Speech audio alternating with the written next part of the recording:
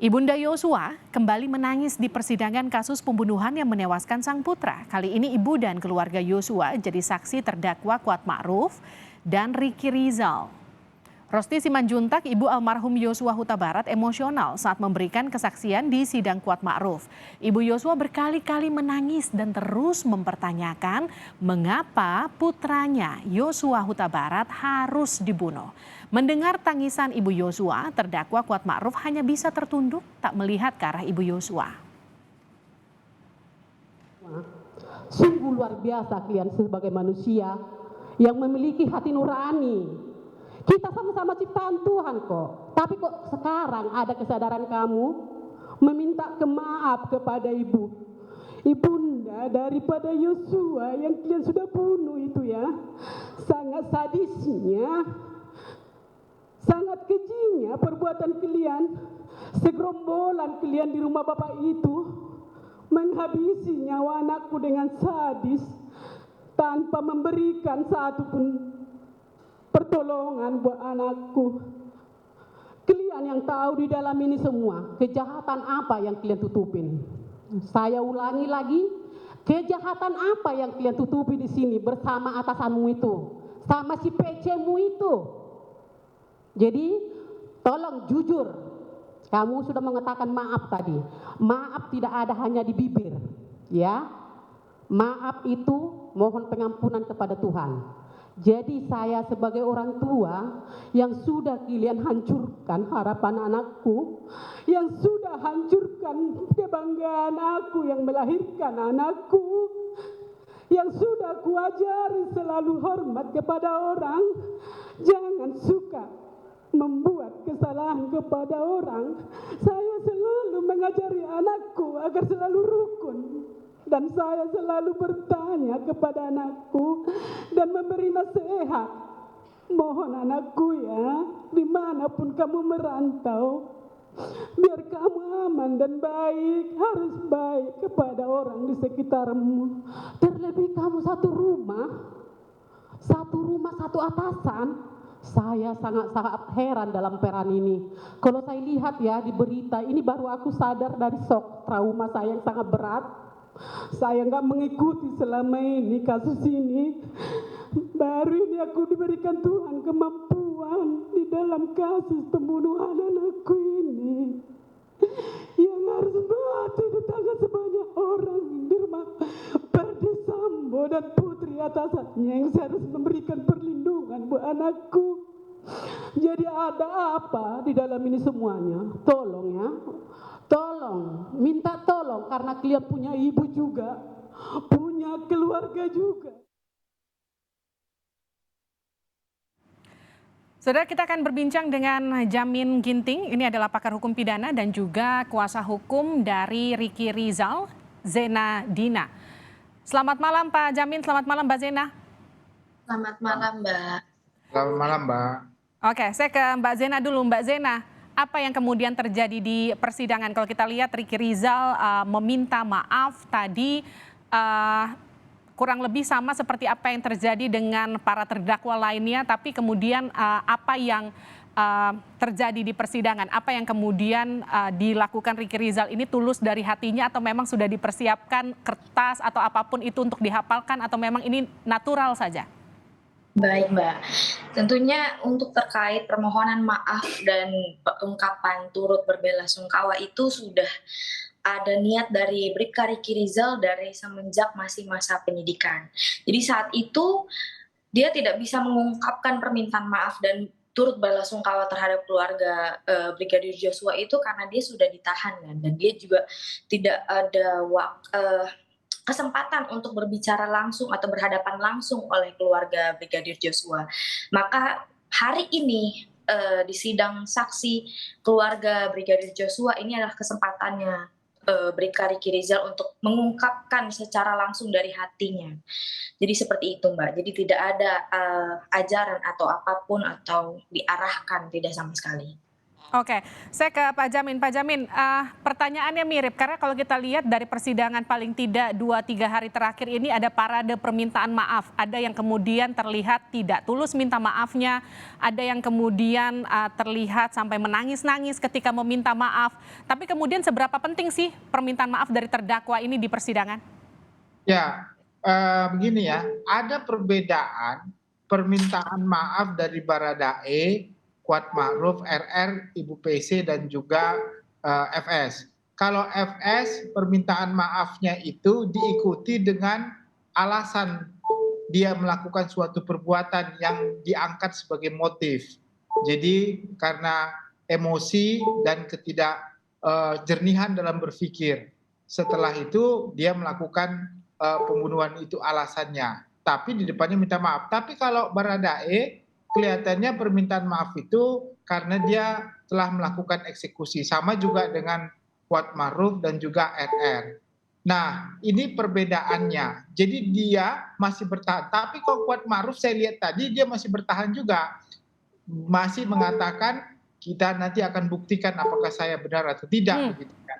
Jadi kalau yang saya lihat ketulusan itu hanya ada di Baradae terkait dengan permohonan maaf itu. Kalau RR sama sekali kan kalau kita ketahui dia tidak ada langsung ya melakukan eksekusi itu, tapi dia hanya melihat dan masuk pasal 55 bersama-sama membantu melakukan tindak pidana. Nah itu perbedaannya di situ. Jadi kalau saya lihat yang terkait dengan permintaan maaf ini, apa fungsinya?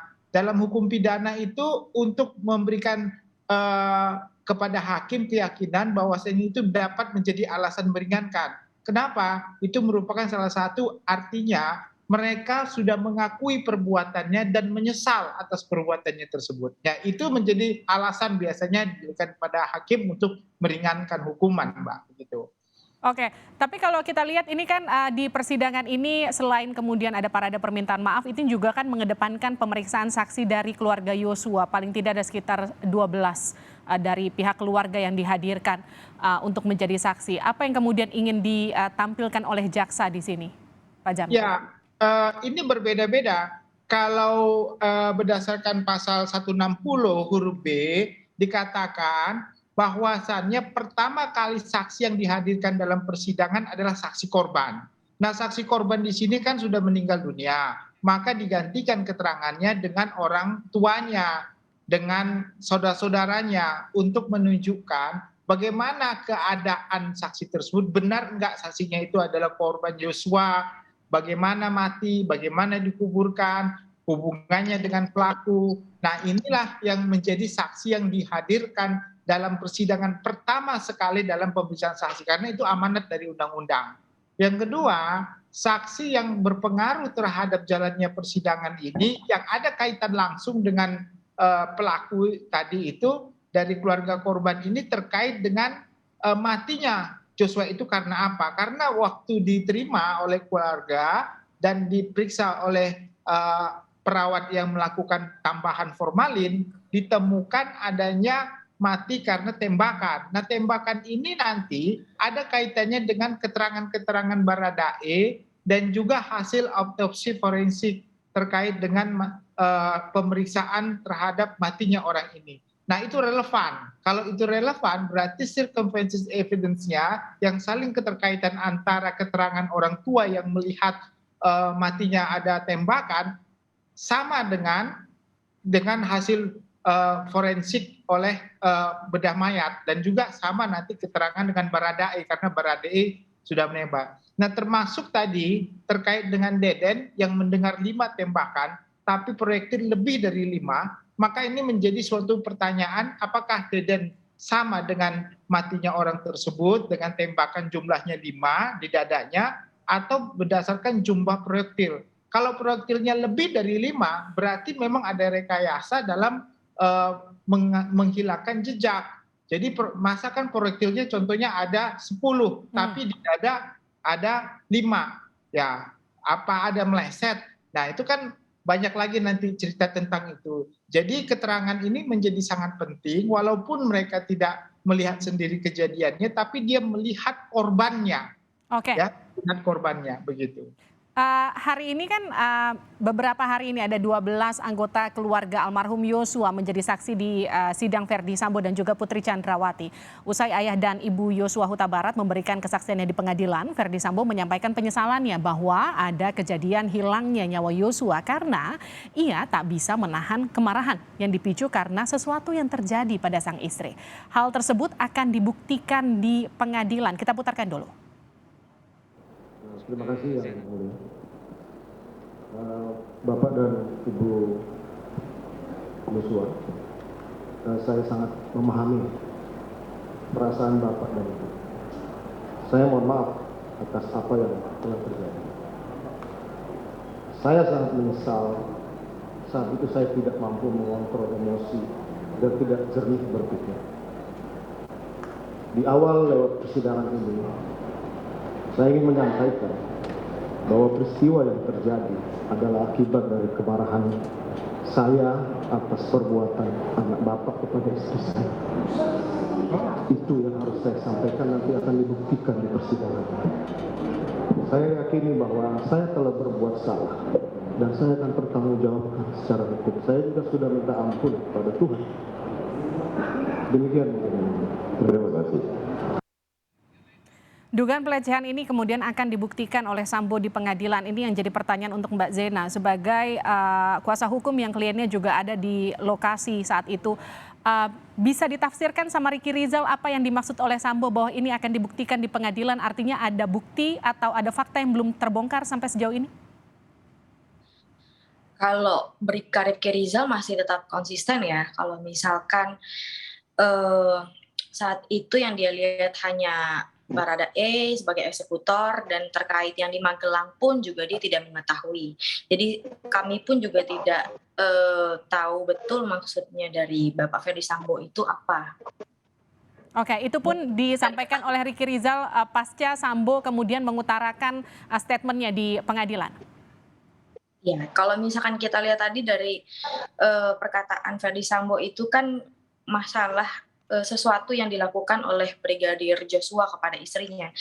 Mungkin itu yang ingin dibuktikan, tapi kami juga tidak tahu tepatnya seperti apa ya Mbak. Tapi kalau misalkan dari Bribka Ricky Rizal sama sekali tidak mengetahui apa yang dilakukan oleh Brigadir J terhadap Ibu Putri. Oke, kita kembali lagi ke kesaksian keluarga yang dihadirkan di persidangan. Apa poin dari kesaksian keluarga yang menurut Anda akan meringankan klien Anda? Bagaimana Mbak? Apa poin dari kesaksian pihak keluarga setelah rangkaian kesaksian dilakukan oleh pihak keluarga di persidangan? Apa poin dari kesaksian keluarga yang dianggap bisa meringankan klien Anda? Dari semua kesaksian dari saksi-saksi hari ini itu kan testimonium de auditum ya. Jadi tidak sama sekali tidak ada memberatkan dari semuanya. Dan bahkan dari kesaksian adiknya Brigadir Joshua, Mahareza ya. Itu dia hanya berkata kalau misalnya dia mendapatkan nomor Ricky Rizal dari Dedi kalau tidak salah, lalu menghubungi tidak bisa. Namun di situ juga sudah dikatakan oleh Bribka Ricky Rizal bahwa Bribka Ricky Rizal itu tidak mempunyai nomornya Reza tersebut, jadi tidak ada blokir atau apapun. Entah itu mungkin nomornya salah atau apa yang diberikan oleh Dedi kepada Reza, kami juga belum mengetahui itu. Nah itu yang kemudian jadi pertanyaan, kenapa poin pemblokiran nomor Reza itu jadi pembelaan klien Anda? Pentingkah ini? Karena di situ dibilang bahwa profil tidak ada dan checklist 1 dicek dan dihubungi juga tidak berdering.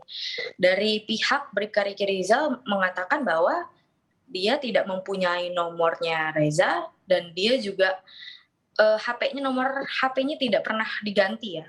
Jadi tidak pernah ada yang menghubungi atau mengontak dari keluarganya Brigadir Joshua.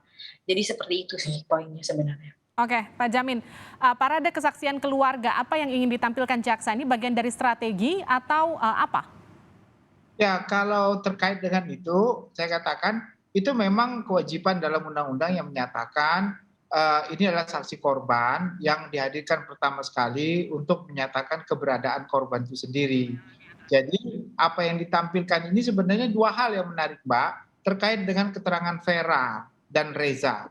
kalau terkait dengan keterangan Vera, itu kan ada berhubungan langsung dengan Kuat Ma'ruf. Terkait dengan keterangan Yosua di video call menyatakan ada segerombolan squad lama yang ingin menghabisi dia terkait dengan kejadian di Magelang. Waktu di Magelang tersebut ternyata ada pertikaian antara Kuat Ma'ruf dengan Joshua, di mana Kuat Ma'ruf dikatakan mengambil senjata pisau. Nah, kalau kita rentetkan ancaman itu kepada pembicaraan antara Vera dan Joshua, maka itu terindikasi kepada Kuat Ma'ruf yang akan melakukan pengancaman. Nah, Kuat Ma'ruf pada sidang hari ini mengklarifikasi harusnya hal itu, apakah yang dimaksud dengan squad itu Kuat Ma'ruf atau bukan. Dan karena itu ada kaitannya. Nah, hakim harus menilai itu bahwasanya apakah ancaman itu terkait dengan rencana pembunuhan yang dilakukan oleh FS ini dan teman-temannya ini atau bukan. Kalau memang itu berarti itu ada perencanaan sebelumnya untuk melakukan pembunuhan melalui orang-orangnya tadi termasuk Kuat Ma'ruf. Tetapi kalau bukan, hanya pertengkaran biasa yang mengancam yang tidak ada kaitan dengan rencana PFS, maka itu rencana yang tersendiri, ya, bukan rencana pembunuhan yang terjadi di Duren 3. Nah, itulah yang harus diperhatikan sebagai keterangan Vera.